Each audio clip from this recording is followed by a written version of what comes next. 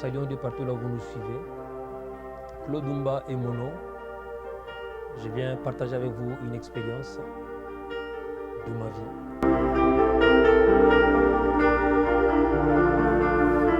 Tout a commencé à un âge faible, à l'âge de 9 ans. C'est là que mon histoire commence.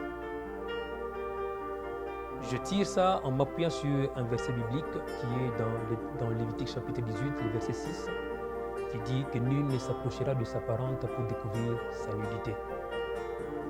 Je me suis retrouvé dans cette pratique à cet âge-là de 9 ans, chez les grands-parents là où je vivais. Il est arrivé une fois l'arrière-grand-mère qui vivait avec nous. Elle était souffrante, elle était malade. Et ce jour-là, personne n'était là, il n'y avait que moi.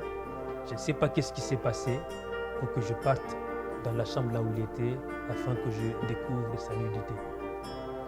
Cette pratique-là a commencé timidement à cet âge-là, mais tout au long de mon adolescence, j'ai continué à vivre cette vie-là. Non seulement mon adolescence, même au-delà de mon adolescence, je continuais toujours à pratiquer ces choses, à regarder les nudités. Je ne savais pas faire la différence entre les gens qui sont de ma famille et ceux qui ne le sont pas. C'est comme ça que je me suis retrouvé une fois, encore toujours dans ces pratiques-là, j'ai été attrapé, comme on dit, la main dans le sac, dans la chambre de mes petites sœurs, où j'étais en train de toujours lorgner, regarder la nudité. La personne qui m'avait attrapé n'avait pas réagi sur place, mais il a informé les autres membres de la famille.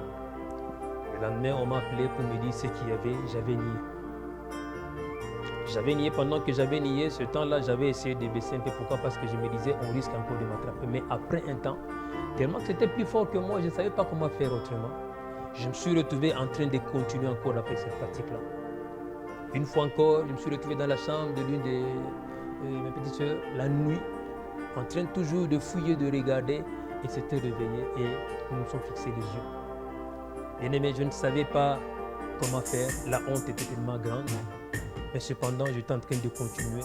À cause de la honte, j'étais obligé de chercher la solution pour voir comment arrêter avec cette pratique, chose qui n'était pas facile, avec mes efforts ou bien avec les efforts de l'homme. Alors j'étais obligé de recourir au Seigneur pour voir comment trouver la solution.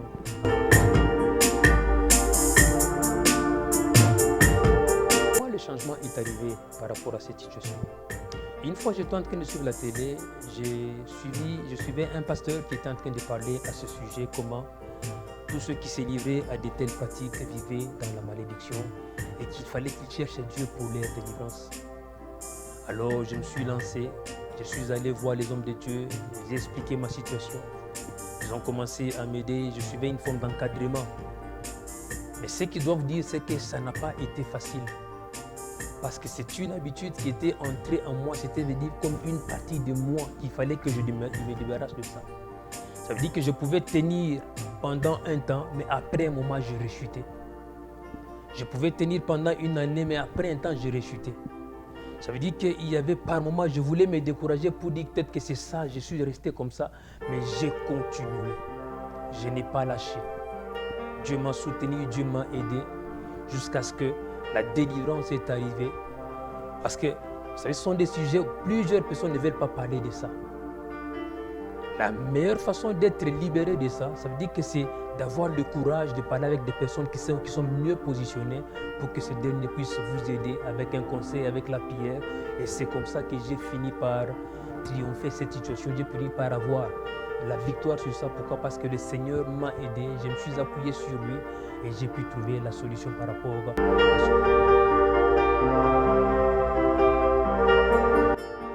Si je vous parle de ces témoignages, c'est parce que je sais qu'il y a plusieurs personnes qui souffraient de cette situation.